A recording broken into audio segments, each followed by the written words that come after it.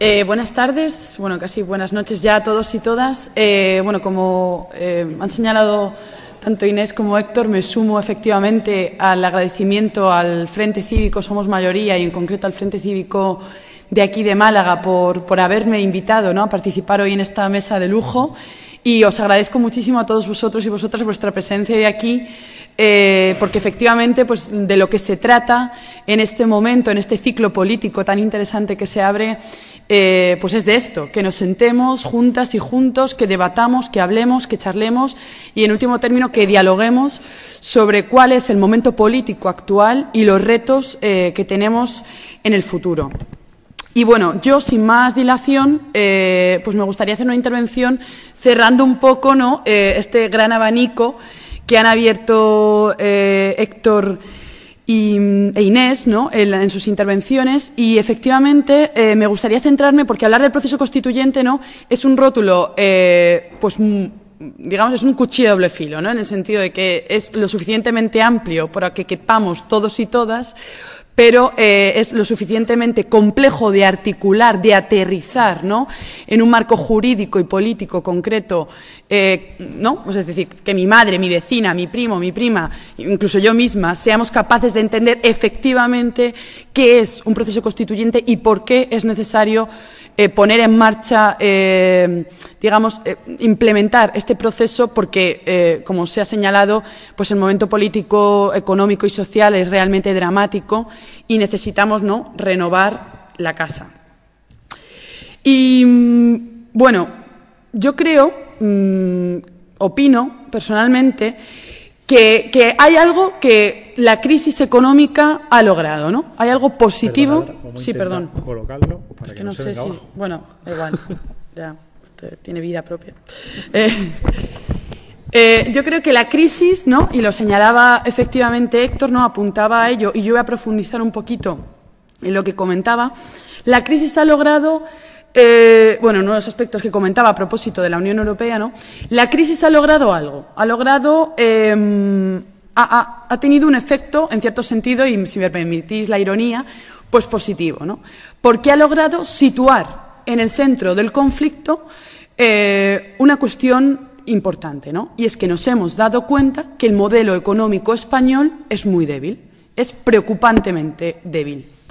Y que efectivamente la clave, ¿no?, de la economía actual española y, por tanto, de la crisis, cobra sentido si lo analizamos desde la específica inserción, desde la específica integración de España en la Unión Europea. Efectivamente, para hablar de la Unión Europea, pues casi que bueno, podríamos hacer un largo speech a propósito, pero me voy a permitir, ¿no?, hacer un pequeño inciso. Y es que, ¿cómo está configurada la actual Unión Europea? Podríamos hablar, por hacer una metáfora futbolística, de algo así como una liga de campeones, ¿no?, una primera división y una segunda división regional, ¿no? Es decir, tenemos, por un lado, unos países que están situados geográficamente en el centro, ¿no?, y en el norte europeos, Alemania, Austria, Luxemburgo, etcétera, que si se definen por algo es porque tienen un elevado desarrollo industrial y tecnológico, ¿no? Estos países, bueno, ahí están, esta primera división. Y luego tenemos la segunda división regional, es decir, unos países situados geográficamente en la periferia sur europea que, digamos, si por algo se define, la característica que los define es que somos países fundamentalmente compradores, importadores, ¿no? Es decir, no es una cuestión baladí el hecho de que nuestras cocinas estén llenos de electrodomésticos fabricados en Alemania, que nuestros coches, bueno, los de aquellos que se lo pueden permitir, ¿no?, BMW, Mercedes, etc., ¿no? Es decir, marcas de producción en el grueso, ¿no?, situados de industrias situadas en el centro y en el norte europeo, y que en cambio nosotros y nosotras pues tengamos las playas de la Costa del Sol, Mallorca, ¿no?, como yo que he vivido 2 años en Alemania, pues allí la conocen como la 17ª comunidad autónoma alemana, así es denominada Mallorca, allí. Es decir, no es casualidad que efectivamente pues tengamos, digamos, estos papeles, ¿no? Se haya repartido, se haya hecho este reparto de papeles en esta gran función teatral que es la Unión Europea. Porque efectivamente, cuando a nosotros, ¿no?, como país, se nos propone formar parte de la Unión Europea, se nos dice, bueno, montad en este ascensor, es un ascensor social que solo puede ir hacia arriba. Solo puede ir hacia arriba. Os va a traer beneficios a todos y todas, ¿no? Como apuntaba y señalaba Héctor, ¿no? Os va a hacer más ricos y más ricas. Este mito que nos malvendieron. Bueno, pues lo que se ha demostrado y la crisis ha puesto, ¿no?, en el centro es que este modelo, este ascensor, pues no podía ir hacia arriba. No podía. Una vez que tocó techo, pues ha caído en picado hacia abajo. Porque en esta función efectivamente se nos impuso un papel. Se nos impuso un papel muy concreto, un rol muy concreto, frente a un norte y un centro europeo productor y con el fin de evitar una competencia, ¿no?, a esta Europa alemana, si me permitís, con el fin de evitar, ¿no?, de suponer una amenaza a su estrategia productiva, pues nos han obligado a nosotros y nosotras nos han obligado a desmantelar nuestro sistema productivo. Nosotros ya teníamos un modelo bastante débil, ¿no? Era bastante débil, pero nos imponen desmantelar todo el tejido industrial, el poco que teníamos, y se nos dice, vosotros y vosotras tenéis que dedicaros fundamentalmente a ser, digamos, a dedicaros fundamentalmente a dos sectores, ¿no? El sector servicio, ¿no?, ofreciendo, bueno, una amplia rama de servicios en el turismo fundamentalmente, convirtiéndonos, ¿no?, en las costas y en las playas europeas, y a la rama inmobiliaria, ¿no? Y efectivamente esto es lo que conocemos, ¿no?, como la crisis, es decir, como la burbuja inmobiliaria, que fue lo que efectivamente nos llevó a la crisis económica. Es decir, que frente a esta imagen de que Europa nos ha hecho más ricos, pues España se ha consolidado como un país periférico y dependiente. Somos hoy día un país endeudado. Somos un país endeudado como el resto de la periferia sureuropea, porque estamos precisamente al servicio, ¿no?, de la estrategia exportadora alemana. Pero una periferia endeudada, porque tenemos que recordar que la deuda es casi ya, si no me equivoco, el 100%, ¿no?, del Producto Interior Bruto, una periferia endeudada es asimismo peligrosa. Es peligrosa. ¿Por qué? Bueno, esto, como se suele decir, cuando yo le debo al banco 500 euros, pues yo tengo el problema. Pero cuando yo le debo al banco 500.000, es el banco quien tiene el problema. Es decir, que el hecho mismo de que una periferia sureuropea en su conjunto haya asumido unas deudas con la banca alemana fundamentalmente y con las 100 grandes familias acreedoras alemanas es un hecho que pone en riesgo a la propia Alemania. ¿En qué sentido? Pues en primer lugar, si estamos endeudados no podremos importar, no podremos seguir comprando lo que allí se está produciendo. De hecho, una forma muy distinta, ¿no?, la clave en la que se vive, en la que se experimenta la crisis en Alemania no tiene absolutamente nada que ver con la nuestra. Nosotros lo vimos efectivamente una clave de desigualdad, paro, pobreza y precariedad. Allí se vive la recesión en clave de disminución de las exportaciones, ¿no? Esto en primer lugar. Y en segundo lugar, un país endeudado no podrá garantizar en último término el pago de la deuda y de sus intereses, porque resultará, y ya resulta de facto, un pago totalmente inviable. Es por esto, precisamente, por esto último, que se implementan, que se ponen en marcha, se articulan desde el Fondo Monetario Internacional, desde el Banco Central Europeo y desde la Comisión Europea, es decir, desde la Troika, se ponen en marcha las conocidas políticas de ajuste, es decir, mecanismos que pretenden asegurar que en último término vamos a pagar la deuda sí o sí.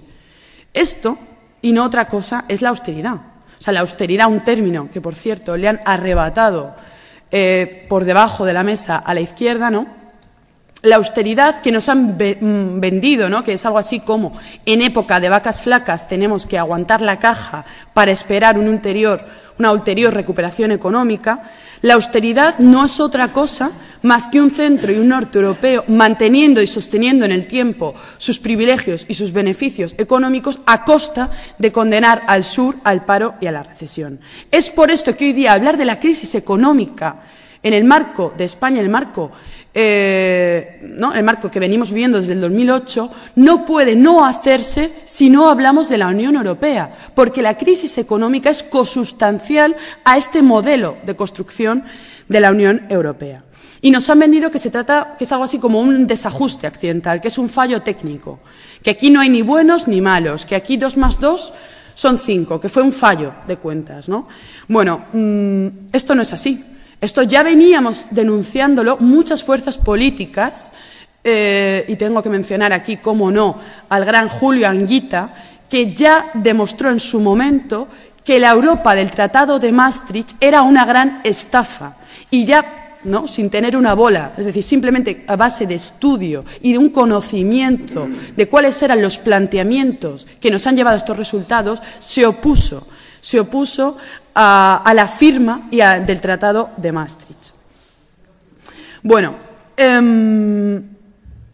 pues efectivamente, si este es el marco general, si este es un poco el marco abuela pluma, ¿no?, dibujado, claro, una vez que vamos aterrizando, ¿no?, sí, que vamos, digamos, disminuyendo, vamos acercando, ¿no?, vamos reduciendo un poco el foco y nos vamos acercando a cuál es nuestra cotidianidad, cuál es la situación efectiva de miles de familias, de miles de personas en España, lo que vemos es que para la periferia sureuropea se hace imposible la recuperación económica si no es a través del ajuste salarial. Esto es lo que nos cuentan, ¿no?, el Partido Popular y el Partido Socialista. Es decir, no hay posibilidad de recuperación del ciclo económico si no es a través de recortes que se traducen en reformas en el ámbito laboral, ¿no? Esto es lo que venimos viviendo desde 2010 concretamente, ¿no? Bajada del salario, abaratamiento del despido, ataques sistemáticos a la negociación colectiva. Nos han dicho también que no hay posibilidad de recuperar el ciclo económico si no es a través de la reducción del gasto público, es decir, recortes en los presupuestos generales del Estado, privatizaciones de las cajas de ahorros, privatizaciones de los servicios públicos, y también nos han vendido, nos han dicho que no se puede recuperar el ciclo económico si no es a través de un ataque al sistema público de pensiones, ¿no? Un sistema que, por cierto, los de mi generación no vamos directamente ni a oler, ¿no? Bueno, hay una serie de elementos más que podríamos añadir, pero esta es efectivamente la salida neoliberal que el Partido Popular y el Partido Socialista vienen planteando desde el 2010, cuando Zapatero, ¿no?, ya dice, bueno, si no nos sometemos a los dictados de la Troika, pues no hay recuperación posible, ¿no? Claro, las consecuencias de esto las venimos viviendo en nuestras propias carnes, ¿no? Hay un retroceso histórico de las condiciones sociales y laborales de la mayoría de la clase trabajadora. Esto es así, ¿no? Hay un aumento, efectivamente, un aumento de los mecanismos de represión y de la criminalización de la protesta social. Porque es que una cosa va añadida a la otra, no son cuestiones, ¿no? No es una cuestión que vaya al margen de la anterior. Es que cuando yo te quito tus derechos, lo que preveo es que haya una importante ola de contestación social, ¿no? Y en ese sentido tengo que poner la tirita antes de la herida, ¿no? Y ayer pues ya veíamos cómo lamentablemente se producía la aprobación de la ley Mordaza en el Parlamento, en el Congreso de los Diputados. Otra de las consecuencias de esta salida neoliberal a la crisis planteada por el Partido Popular y el Partido Socialista es la pérdida absoluta de la soberanía como país. Nuestra Constitución es ya un papel mojado. Se la hemos entregado en bandeja de plata a la Troika, porque ya hoy día son ellos y ellas de esos consejos de administración situados a 1000 kilómetros de aquí, pues desde los que se gobierna, ¿no? Y otra de las consecuencias es, efectivamente, la incompatibilidad real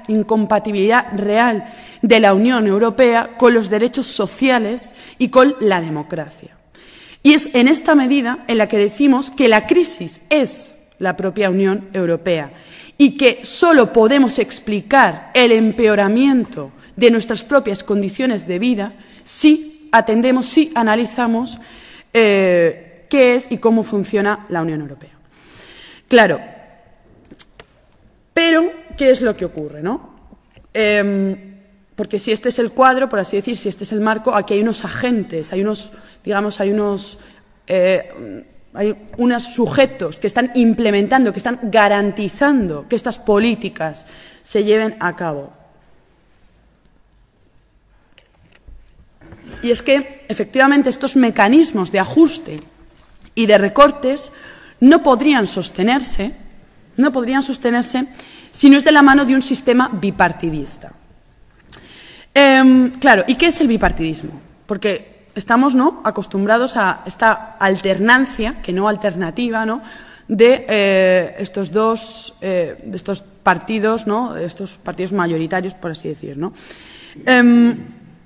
Bueno, el bipartidismo no es otra cosa más que un modo, una forma de organizar el poder que garantiza que los únicos que no se presentan a las elecciones sean aquellos que nos gobiernan.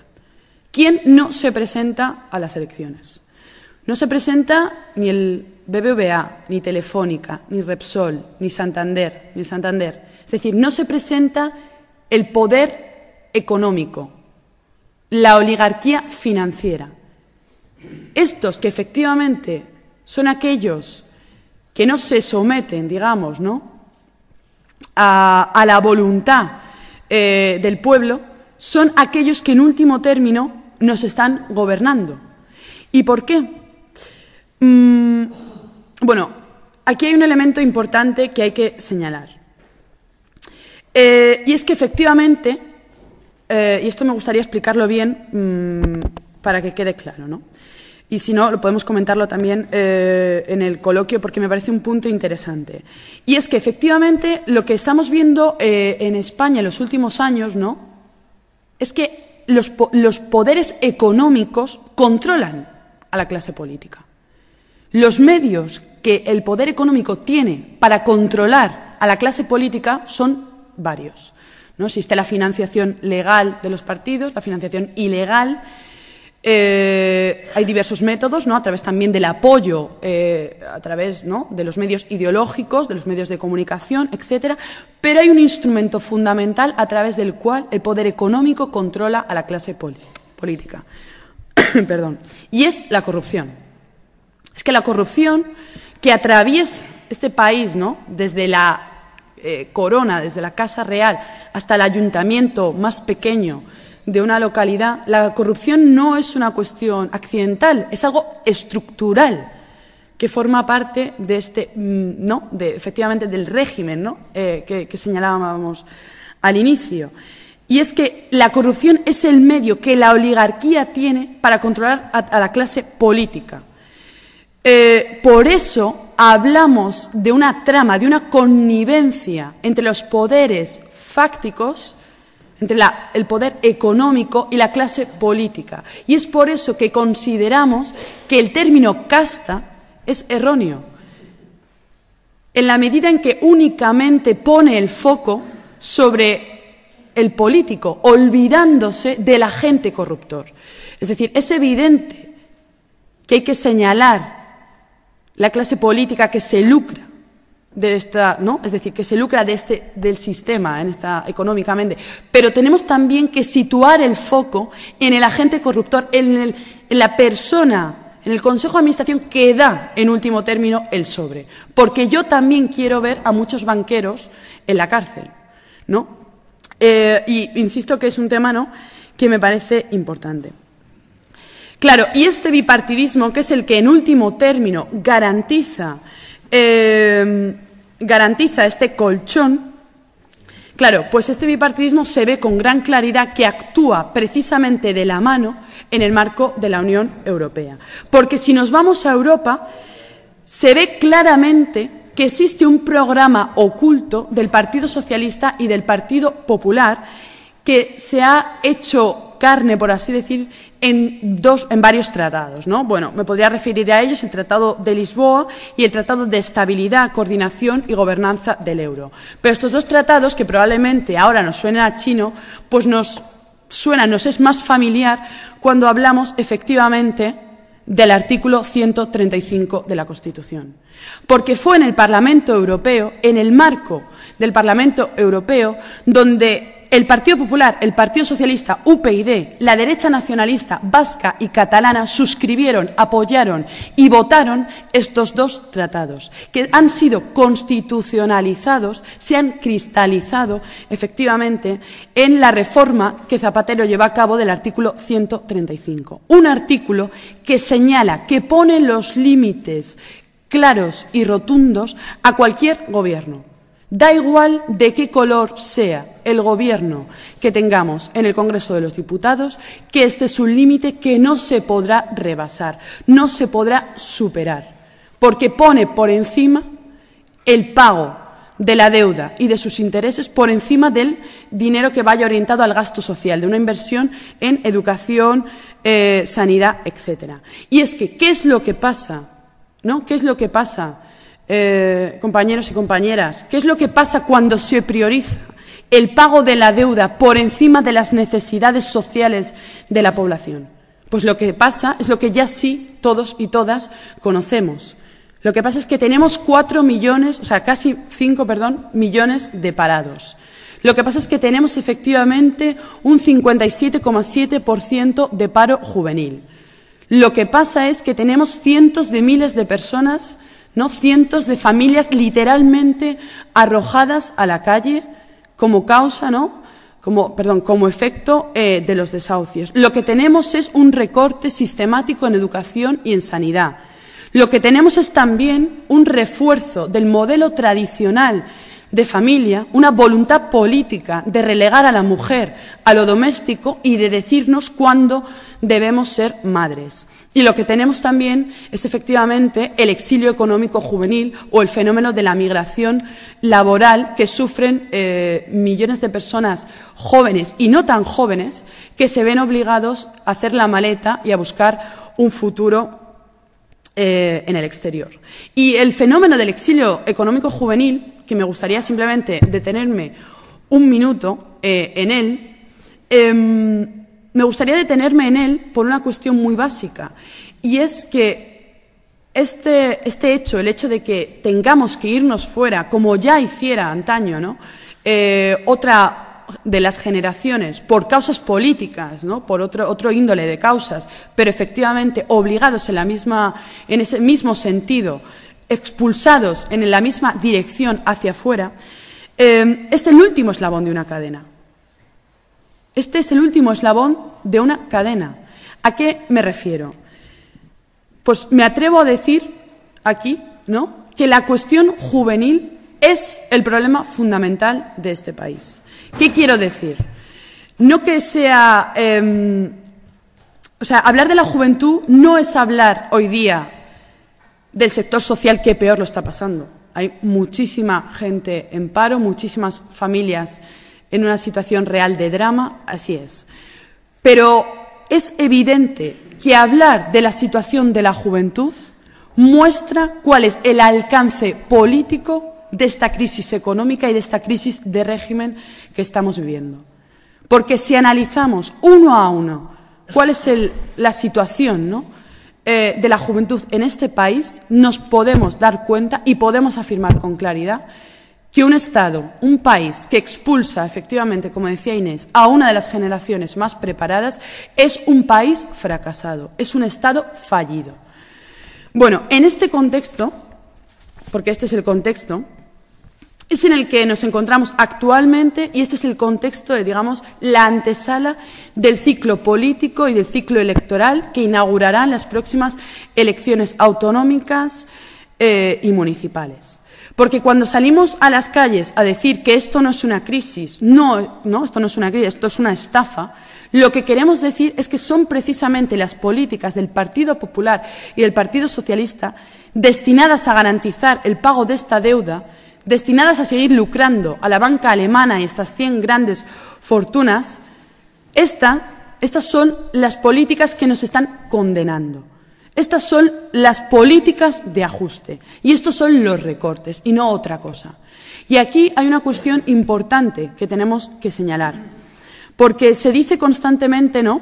Y ayer, de hecho, ya lo oíamos, lamentablemente, el presidente del Gobierno diciendo que la crisis ya formaba parte, ¿no?, de la historia, del pasado. Bueno, aquí se está planteando un debate en falso todo el rato. Esto es como hacer trampas al solitario, porque parece algo así que el debate es si saldremos o no de la crisis. Eso es evidente. Más tarde que temprano saldremos de la crisis económica.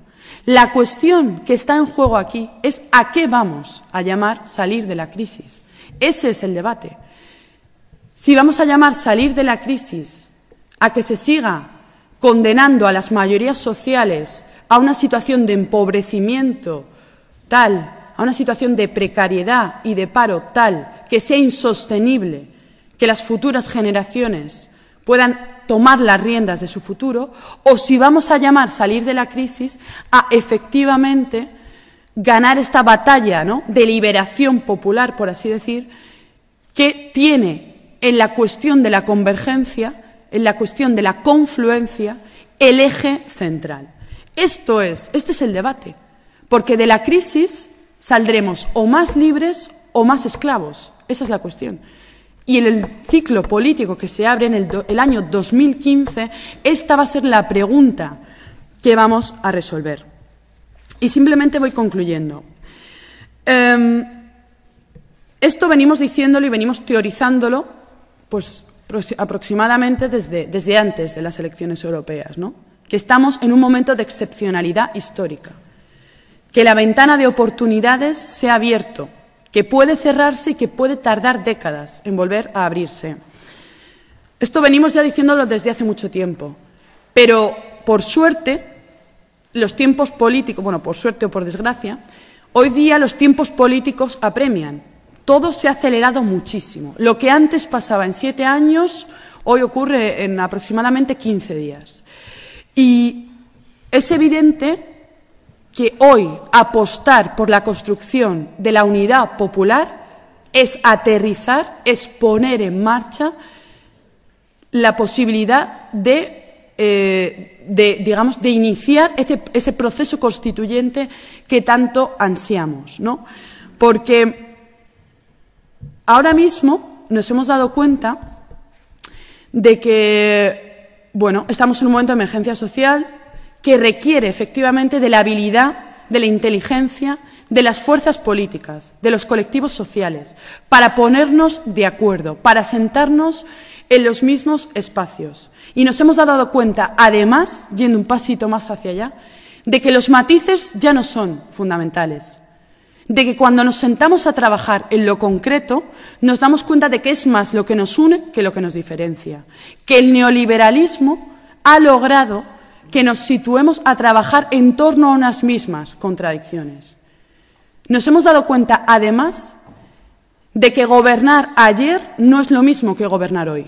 Estas elecciones municipales y autonómicas son fundamentales, porque hoy ya no se trata de gestionar. Ya no podemos seguir prometiéndole a la gente que vayan a votar a las urnas, que depositen la papeleta y que vuelvan a casa tranquilos porque hay una clase política que les va a representar. Ya no podemos seguir diciendo eso. Hoy día se ha demostrado de que la gente quiere participar, que hay un empoderamiento ciudadano que quiere formar parte de la actividad política, que quiere hacer política. Y es en ese sentido en el que se está produciendo este fenómeno, ¿no?, que yo celebro con alegría, de extensión en todo el mapa político y geográfico de España de espacios de confluencia. Ganemos, bueno, en fin, hay múltiples nombres, ¿no? Ganemos Madrid, Guanyen Barcelona, Ganemos Málaga, etc. Es decir, fenómenos que lo que están demostrando es que la gente quiere sentarse a trabajar en torno a unas mismas cuestiones. Y esto es por lo que tenemos que apostar, porque la salida, efectivamente, a esta crisis de régimen hoy día se llama convergencia y confluencia, y es en eso en lo que tenemos que trabajar. Muchas gracias.